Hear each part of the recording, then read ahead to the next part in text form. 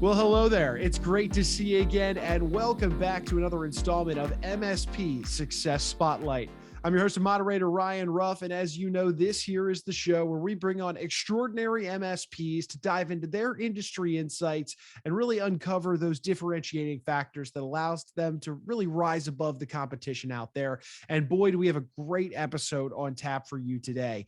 Today, we're going to be featuring Mr. David Rounds, the CEO of NetEffect. Now, they're an IT solutions, cybersecurity focused company based out of the Las Vegas area. So we'll get into their work serving the Las Vegas community, as well as really some areas throughout the rest of the country as well, but a heavy focus in Las Vegas.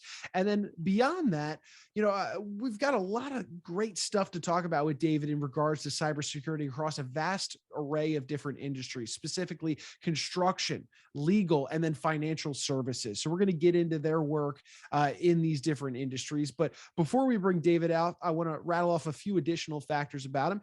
David is actually going to be featured in the special edition, the fall 2021 edition of MSP Success Magazine. So we're excited to have him, aboard that. But additionally, David's working on an upcoming book that's focused around this cybersecurity theme. That's going to be released in early 2022. So be sure to keep an eye out for that. But hey, let's go ahead and bring David on now to get that conversation rocking and rolling and really get into the weeds of what he and NetEffect does. David, how are you doing today? Good to see you. Great. Thank you. Excited to be here. Hey, we are excited to have you aboard, and we appreciate you taking time out of what I'm sure is a busy day to be with us here on the show, David. So, hey, let's, to get our conversation rocking and rolling, I think the best place to start is really at the beginning. So walk me through, David, how it is that you really found your way into this, this business, this industry. What led you to where you are today? That's a great question. It's my path to being an IT services entrepreneur is kind of a long road. Frankly, it started way back in the 80s. My grandfather, who was also a serial entrepreneur, gave me the bug. When he sold his company back in the late 80s or early 80s or so, he bought me my first computer. It was an IBM PC Junior. And those of you who are old enough might remember the commercials with Charlie Chaplin dancing around for the IBM. And to his dismay, I took that computer, went into the back room of his house, and promptly disassembled the entire thing all over this floor. And then he walked in and caught me. And there's $2,500 worth of computer equipment back from the 80s laying out all over the floor. He was not too happy with me. Now, I was able to put it back together and get it working again. I actually used it for several years and used it all through high school. But from there, I got through high school, and it was kind of even a longer road. I had to figure out in my 20s, what I was going to do with the rest of my life. And I did business sales, or of course I did college, I did business sales, I did insurance. And finally I was tired of all that, and I decided to do something I love. And that was really helping people, helping businesses, helping people, and working in IT. But before I was able to do that, I had to cut my teeth in the IT industry. And I started as a deployment technician. And then from there, I was a network administrator, and then a network engineer, and then a consultant, and then finally director of IT. And then after that, I was recruited, and I actually wrote a line of business for a large consulting company on how to deliver network IT support services to small, medium-sized businesses. I put together a practice form, a standard operating procedure manual, all that, how to sell it, how to sell it, how to service it. And I took and once that was done, 2001 came around, and it was September 11th, and I finally took the leap. I wanted to do something different. My goal was to help businesses in the Las Vegas community to gain a technological advantage in their industries. And back then, there wasn't a lot of technological advantages. It was about just having some sort of IT to put their accounting on a spreadsheet. So in addition to that, I really wanted to help our employees and the overall community. So I went through the school of hard knocks with some not so great employers, things that I would hope that I would never have done to any of my employees. So here was an opportunity to help our clients, help the Las Vegas community, and help the people of our community as our employees really get their leg up on their next step in their careers. Wow. So, I mean, talk about a wide, extensive list of teeth cutting opportunities for you, David. So, to find yourself now in the CEO role with a company like NetEffect, walk me through, what that, not necessarily what the journey's been like, but really the position you're in now as CEO of NetEffect. What kind of roles and responsibilities do you carry forth on a day-to-day basis with the company?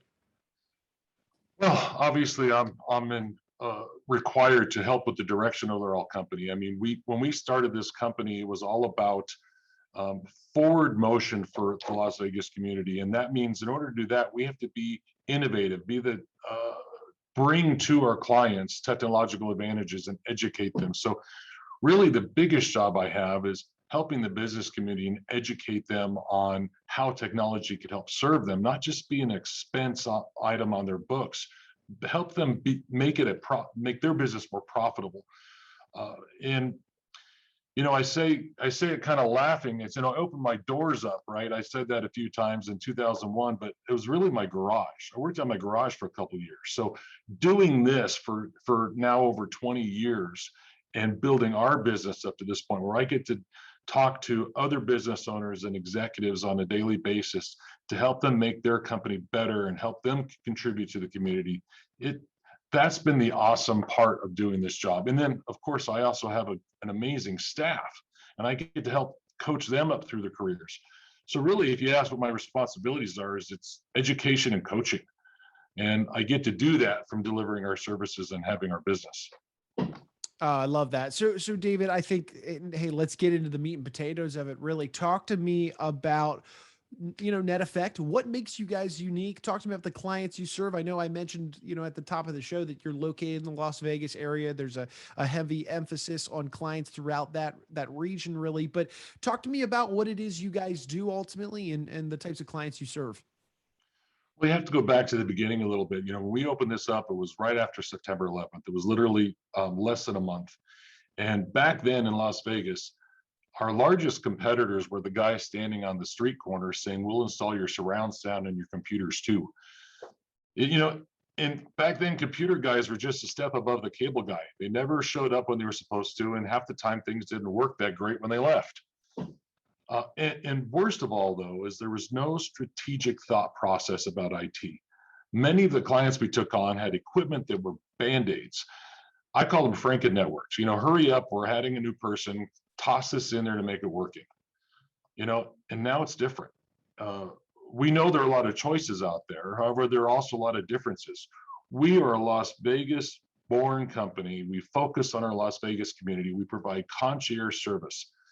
We Most of our competitors, or I'd say most, a big chunk of our competitors, because there's a lot of change going on in the IT industry, but there's also a lot going on in the MSP or IT services industry.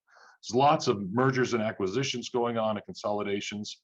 And one of the things that separates us apart is we're not a private equity company. We care about our clients.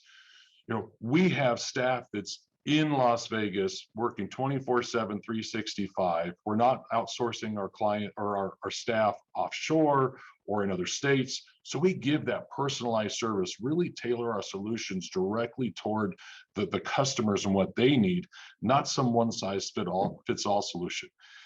And being Las Vegas, it's a 24/7, 365 town. Well, we provide 24/7, 365 service even to some of the gaming companies here in town.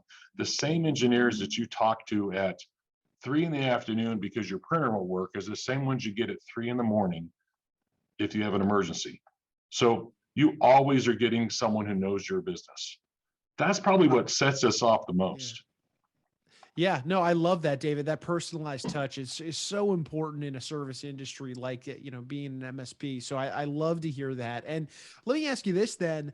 Let's say you're grabbing coffee with somebody and they're asking you about your company for the first time, and really you're trying to convey to them ultimately it's what it is that you want people to ultimately know about your company. I would imagine it's probably the same thing that might even be your favorite part about your company. So I'll ask you that then, David. What is it that you want people to truly know about NetEffect? What is your favorite part about the company?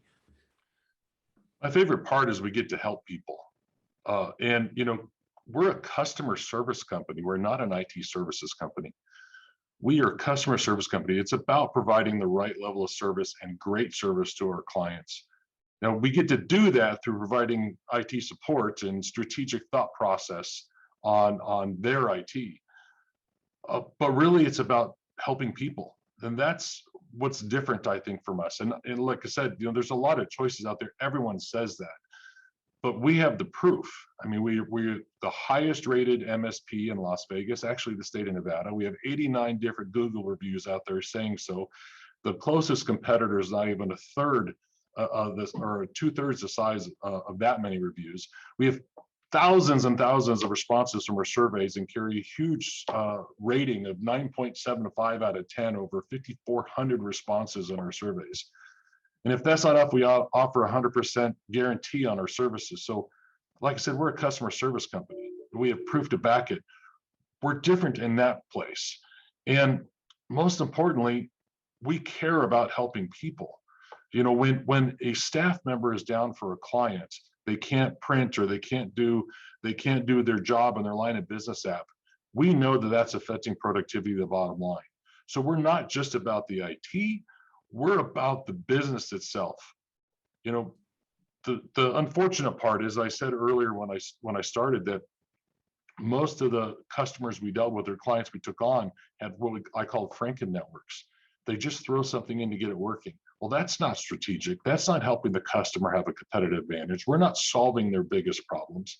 So we get to be a customer service company. I get to be a problem solver. I get to take all those challenges away from the business owners and executives and help their business run smoother.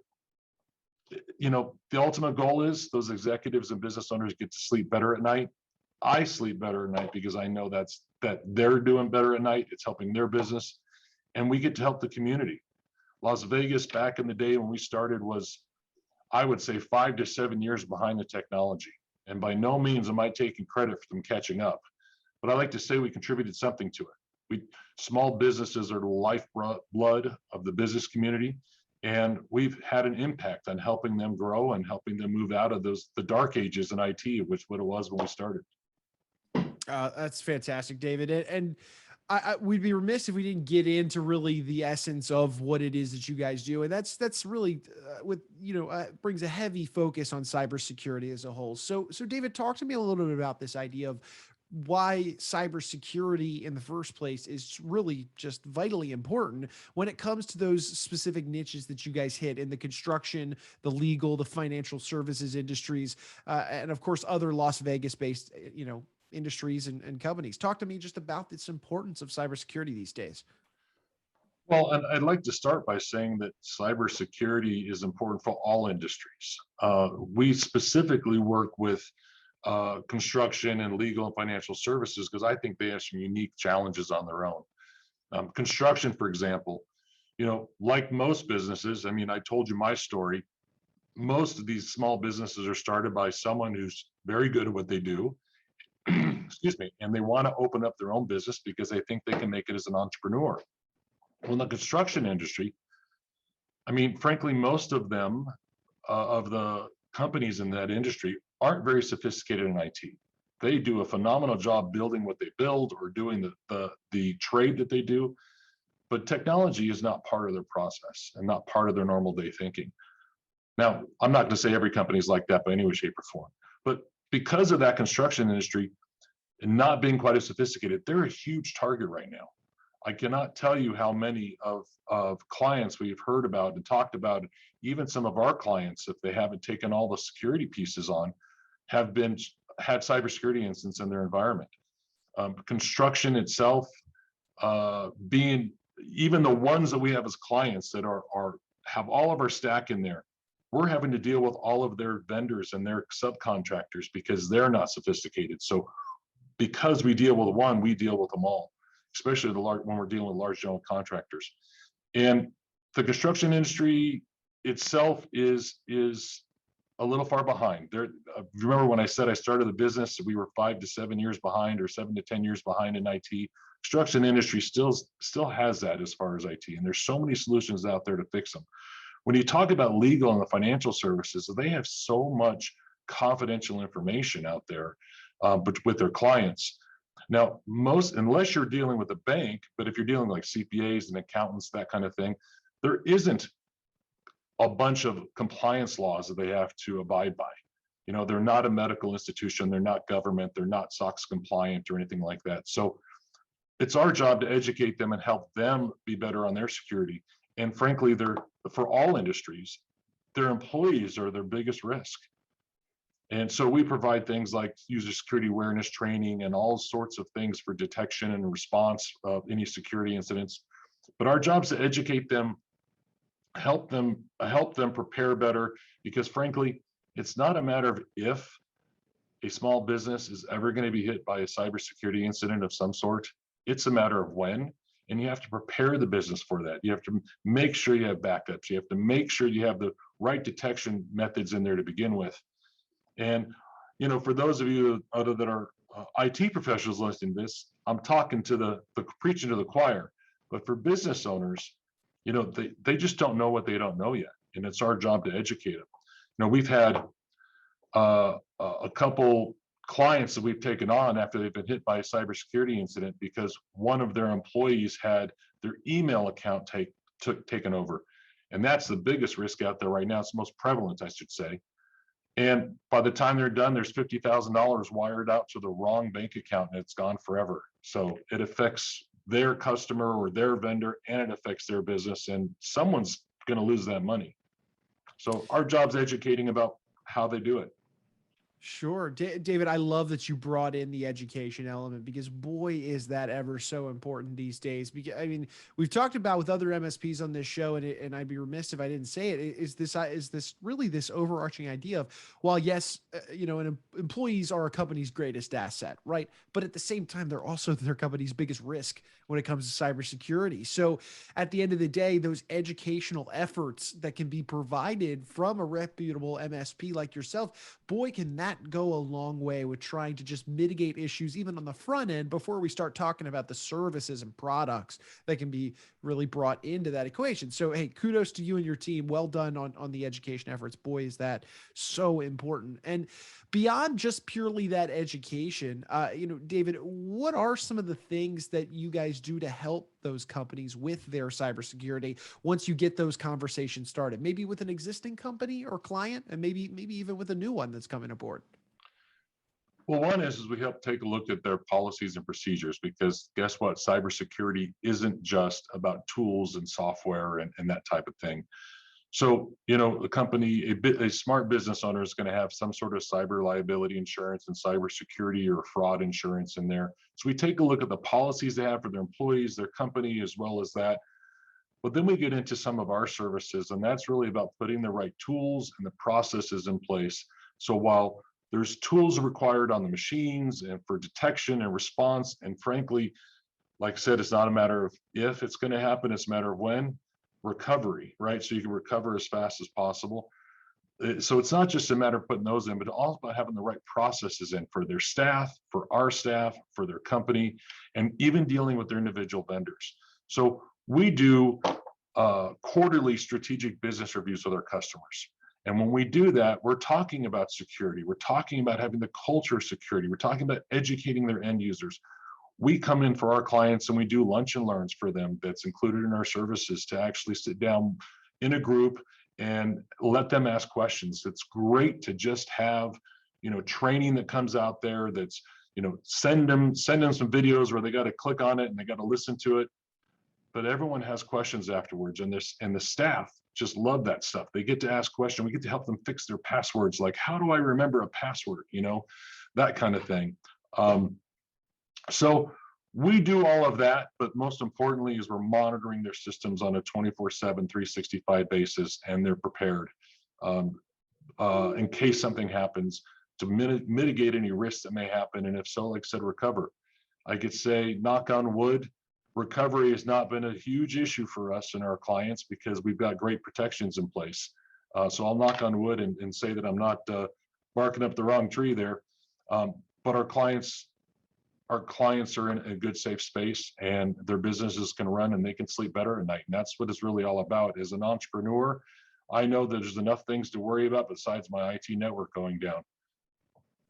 Yeah, at the end of the day, that peace of mind, that, that clear conscience is just something that any business owner wants to be able to achieve. And I love to hear that you guys are really taking every effort to help them achieve just that.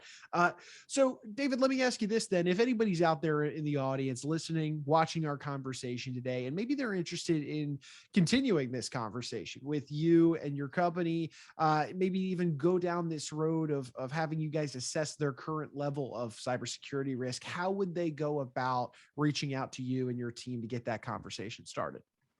We do have a link on our webpage that we offer a free cybersecurity risk assessment. And that's a great start. From there, you can potentially engage with us further to either identify further risks or to take us on our service to help mitigate some of those. So that includes things like, do you have insurance, and what are your policies and procedures, but also what tools you have in place. And when you're done, you get a pretty good score in at least a point A, point B. Now, we actually do that for free, because if I remember when we started this, it was all about giving back to the community and helping the community grow. So we do that risk assessment for free as a way to give back to the community. And of course, we hope that people want to engage with us afterwards, but if not, it's well worth their time. They leave us some actionable items. And even more so nowadays, if you are looking for cybersecurity insurance through many of the insurance carriers out there, what we're doing is what they're going to be asking ahead of time. And they're actually now, because the risk is getting so great, these carriers are actually denying cybersecurity insurance policies to business owners because they don't have some of these things in place. So you'd be prepared for that, but keep your premiums down to a small minimum, and it doesn't cost you a penny, but it gives you an idea where you're at. Oh, well, fantastic, David. Hey, thank you so much for carving some time out of your day to be with us and peel back that curtain, show us kind of the inner workings of NetEffect and how it is that you guys have found the success that you found today. So David, really appreciate you and your time. And hey, I'm hoping that we have you back on board for another episode here down the line to check in on how things are going. Sounds great. Love to do it.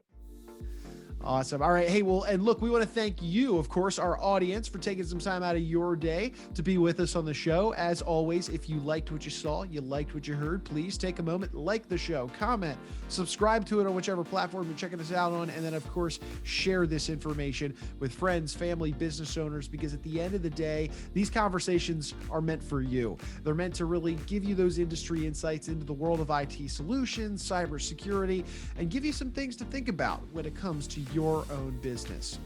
So for Mr. David Rounds, I'm Ryan Ruff. I'm saying so long, and we thank you so much for joining us on today's edition of MSP Success Spotlight.